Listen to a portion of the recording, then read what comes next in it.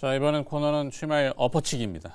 뒤집기는 아니고 계속 애딩하는 덧붙여서 가는 거죠. 알파경제 김종효 이사 오늘도 변함없이 함께하겠고요. DB증권 을지로 금융센터 이영로 차장 월요일 합니다. 어서 오세요. 예, 안녕하십니까. 네. 자, 뉴노멀 코스피 5,300 시대 이렇게 타이틀을 정해줬는데 5,300 니케이 지수가 56,000행 정도 엔화 베이스로 그다음에 이제 다우 지수는 5만 포인트를 넘겨섰고 대만의 각권 지수가 3만 뭐 한 2천 정도 되네요. 우리 5,300. 물론 이 환산이 좀 달라요. 그리고 통화 가치라는 게 약점이 좀 있는 거는 현실적인 거기 때문에 5,300 포인트 뭐 여기는 이제 비정상의 정상화로 오는 첫 단계라고 우리가 이제 얘기를 하고 뭐 과도하다? 그 얘기는 누구나 얘기할 수는 없는 거죠. 지금은 뭐 정상적인 거니까. 자, 그러면 더 다음 단계로 가기 위해서 AI 판도 뭐 반도체가 중심에 또 있는 것들을 얘기해야 되는데요. 주말에 김종인 이사도 보셨죠? 뭐 여러 가지 자료들. 엔비디아 마이크론 HBM 주문 안 한다. 너무 황당해가지고. 뭐 그럴 수도 있죠. 네? 그럴 수도 있죠. 그럴 수는 없죠. 일단은 아니 마이크론이 올해 캐펙스 투자를 180억 달러에서 200억 달러인가로 상향했잖아요. 지난 4분기에 네. 급급하게. 그러면은 180억 달러면 원화 기준 26조 원, 200억 달러면은 대략 한 30조 원인데 30조 원을 아니 뭐 심심하니까 한번 그냥 30조 원 써볼까? 이건 아니란 말이에요. 그렇죠. 그건 아닌데 그러면 걔네들이 된다. 지금 당장 또 뭔가 오더가 있으니까 그걸 하지 않아요? 아니, 자, 두 분이 얘기해봐요.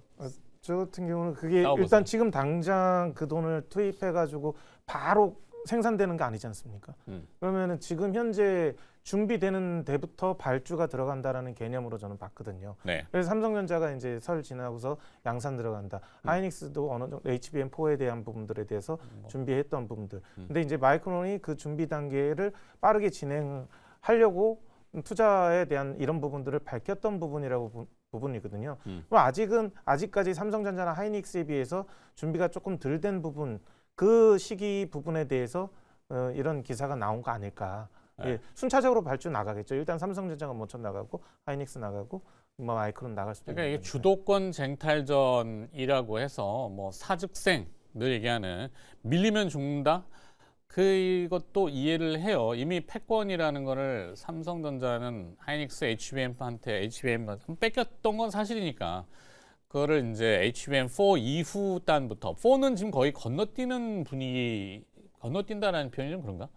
그러니까 HBM4E 그다음에 5 뭐 7세대 5와 그다음에 8세대 6까지로 지금 전망하는 약간 뭐 그런 형태인 것 같긴 한데 김종인 이사가 보시기에는 이런 해프닝? 이게 출처가 좀 명확치가 않다라는 거. 물론 해외 블로그나 뭐 그런 소규모의 분석기관, 독립리서치라고도 표현할 수도 있겠지만 어떻게 보세요?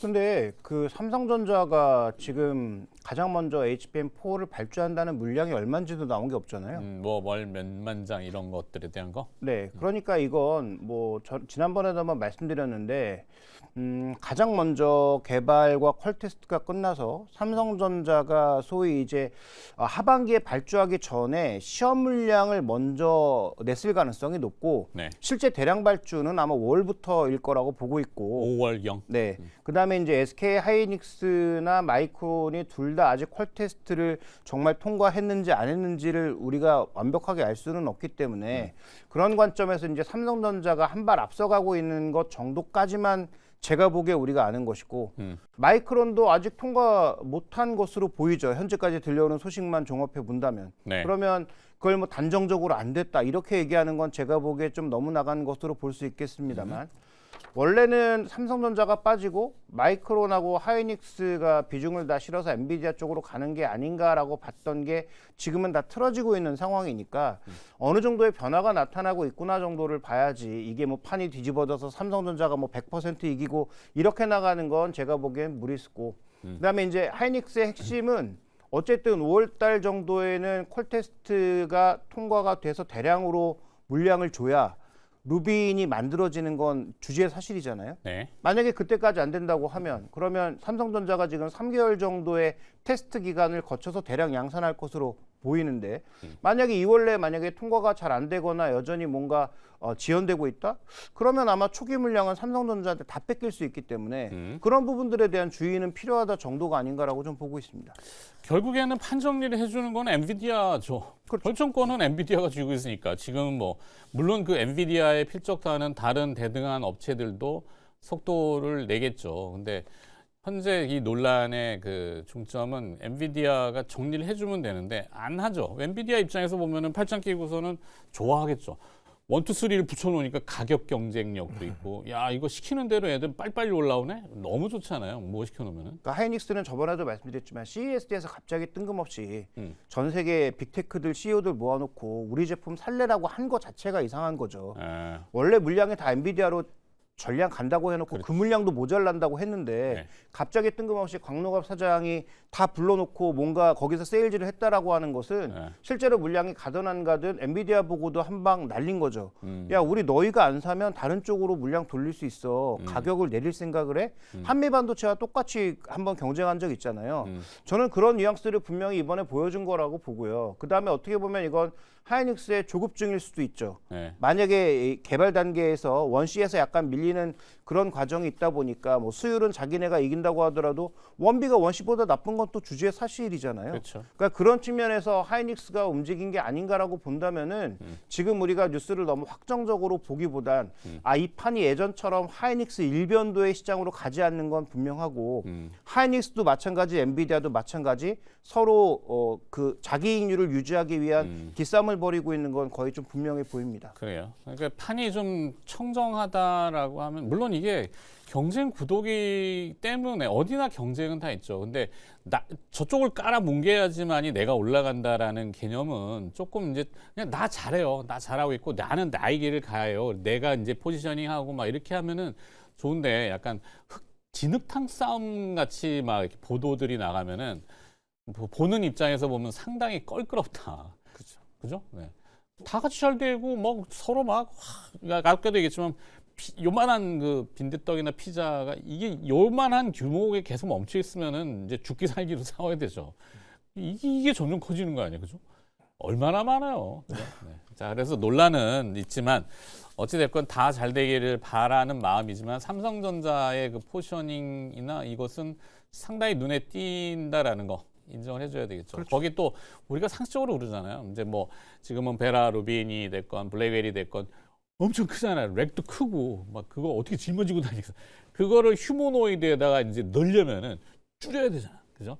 그럼 미래에 우리 영화 보면은 요만한 칩 하나 가지고 이제 뭐 막 이렇게 뭐 뒤에 뭐 껐다 켰다 하듯이 작아져야 되는 것들이 미래 아니겠습니까? 그러니까 점점 회로 자체도 작아져야 되고 네, 작아져야 돼요. 쌓는 것도 막 찌눌러서 하지만 이제 좀 넓어지는 와이딩도 있을 거고 여러 가지 작아지기 위해서는 넓어지는 것보다는 쌓는 게 그다음에 좀 더 나을 부분들이 있거든요. 순차적으로 가겠죠. 예.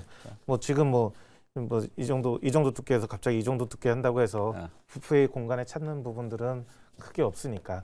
근데 이제 앞으로 이제 이게 SK 하이닉스보다 삼성전자가 저는 조금 더 유리할 수 있다라는 그런 좀 생각을 갖고 있는 많이 게 유리할 것 같은데. 네.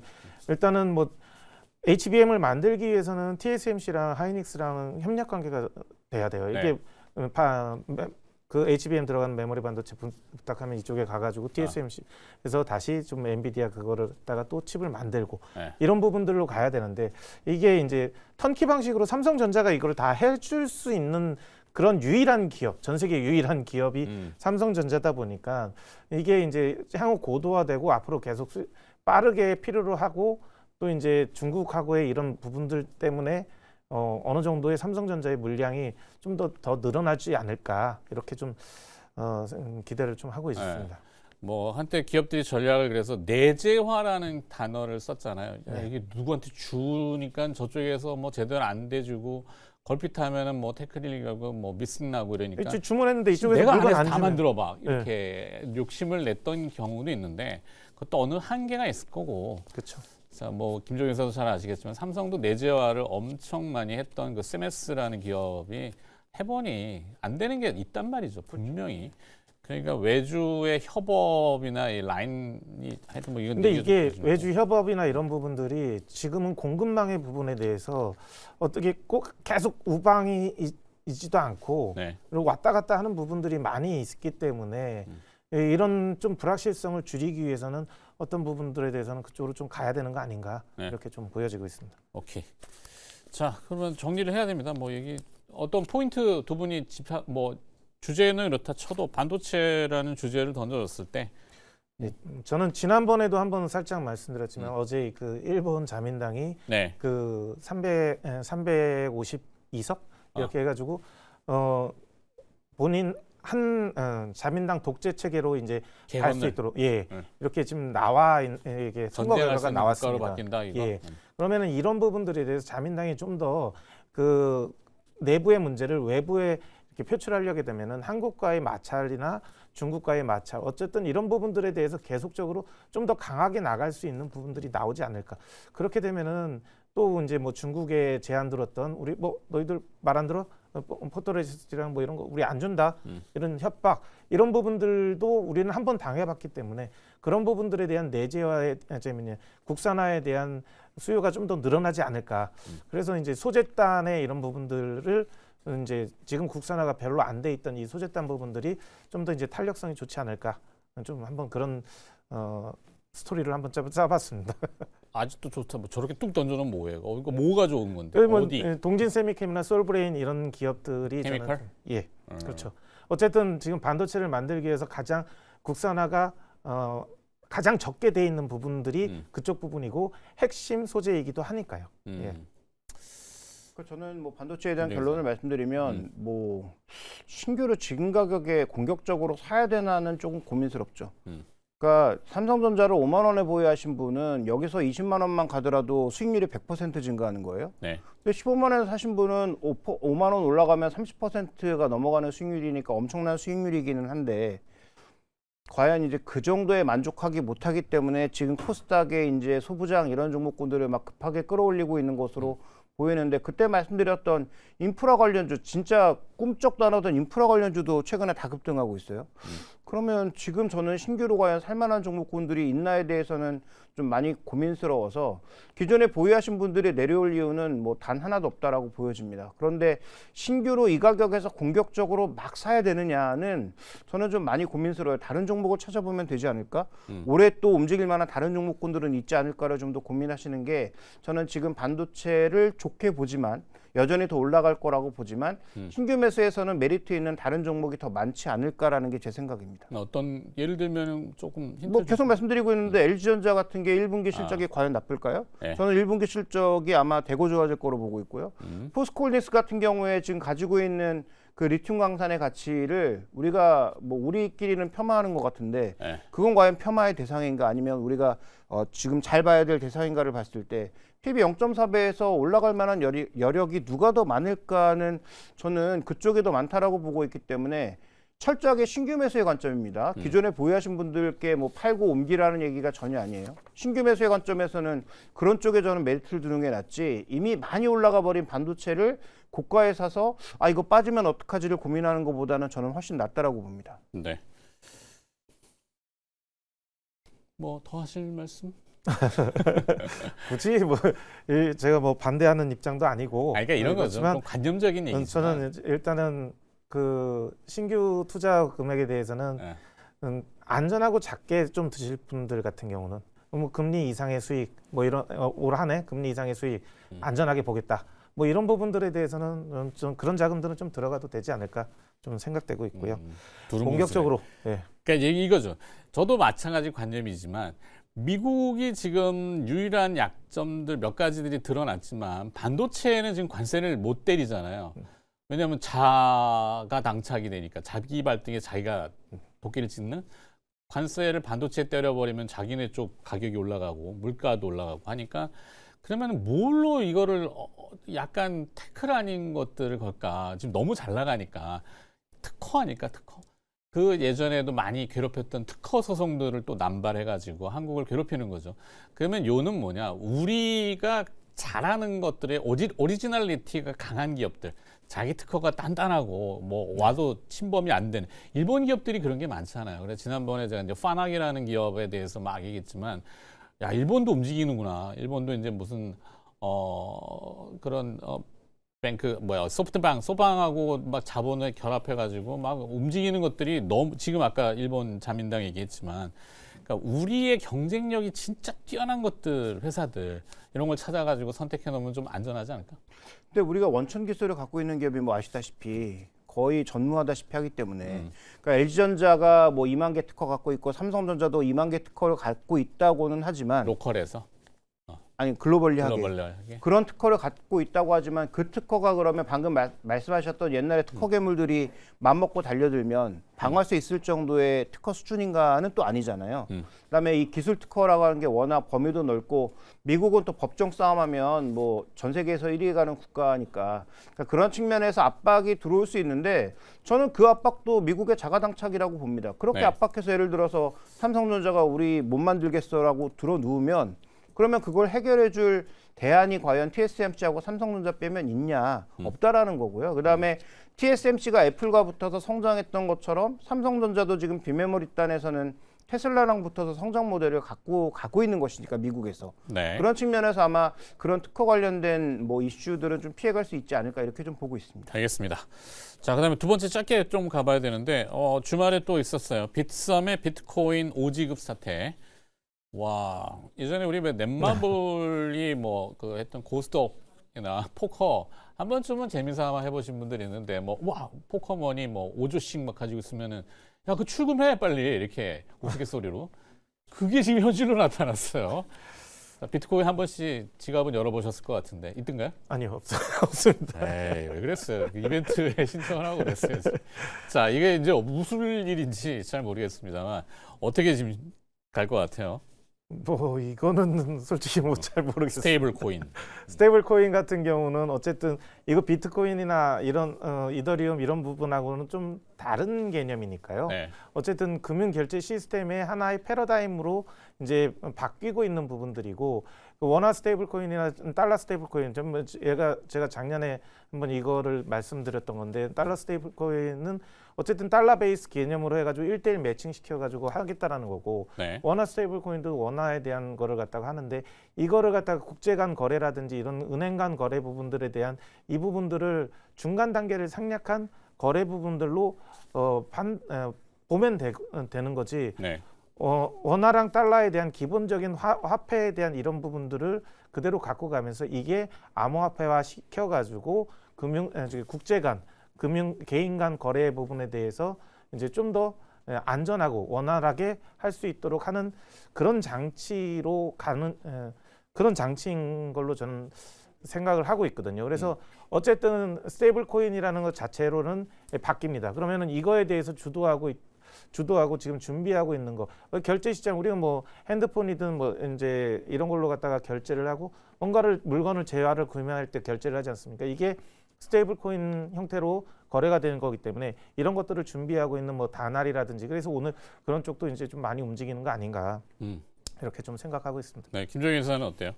그 헥토파이낸셜 같은 기업도 오늘 막 급등하고 있는데 뭐 관련된 인프라를 뭐 구축하겠다 이렇게 움직이고 있는데 여러 번 언급드렸지만 원화가 스테이블하지 않는데 원화 기반 스테이블 코인에 대해서 고민하는 것 자체가 약간은 난센스가 아닌가라고 보여지고 자, 또 하나의 포인트는 이 스테이블 코인을 지금 계속 그 기준이 바뀌고 있잖아요. 네. 처음에 뭐 5억 이상 얘기했다가 10억 얘기했다가 뭐 이것도 안 된다 50억 갔다가 지금 뭐 난리 부르스거든요. 여기 뭐 지금 법안 자체가 결정이 안 돼서 난리 부르스인데다가 아까 얘기하셨던 빗썸 사태 핵심은 결국은 민간에게 다 맡겨놨더니 수탁기관 따로 그다음에 뭐 거래기관 따로 이렇게 지금 제도화 시켜놓은 데와 달리 수탁기관도 없고 거래도 맘대로 시켜놨더니 이런 사태가 벌어진다는 거죠. 이게 스테이블 코인 시작할 수 있나? 그 빗썸이라고 하는 이미 생각보다 꽤 오랜 거래 기간을 거쳤던 업체도 이런 사고가 나는데 그러면 지금 정부나 국회의원들은 어떤 생각을 할까를 고민해 보면 아무 생각이 없는 것 같아요. 아무 생각은 없지만 네. 어쨌든 저는 쉽게 결정도 안 할 거라고 봅니다. 뭐 이게 바로 결정되지는 않겠지만 어쨌든 결정 스테이블 못하니까 원화 스테이블 코인은 사실 공전 계속 빈빈. 그러니까 제가 방금 전에도 말씀드렸듯이 스테이블 코인의 개념이 그 암호화폐 우리가 일반적으로 하는 그런 암호화폐 개념이 아니라 이거를 암호화시킨 지금 인터넷상 아니면 핸드폰상에 그냥 거래되는 부분들이고 이 부분에 주가 되는 건 은행 결제 시스템이나 이런 것들 이용해서 가기 때문에 뭐 이거는 좀 다른 요번에 사태하고는 좀 다른 네. 결이지 않을까 좀 이렇게 생각됩니다. 알겠습니다. 이게 또 길어지고 있는데 하여튼 뭐 기업들이 딱히 매칭되는 게 별로 없어가지고 네. 네이버? 준비는 하고 있으니까요. 네이버도 만약에 이 거래소 관련된 지분 압박을 넣는다면 두나무랑 합칠 때도 문제가 생기지 않을까요? 그럴 수도 있겠네. 네. 자 일단 지켜봅시다. 자 관망하는 걸로 정리하면서 일단 반도체만 중점적으로 좀 봤네요. 그러면 알파경제 김종효 이사와 DB증권 을지로 금융센터 이영로 차장이었습니다. 고맙습니다. 예, 감사합니다.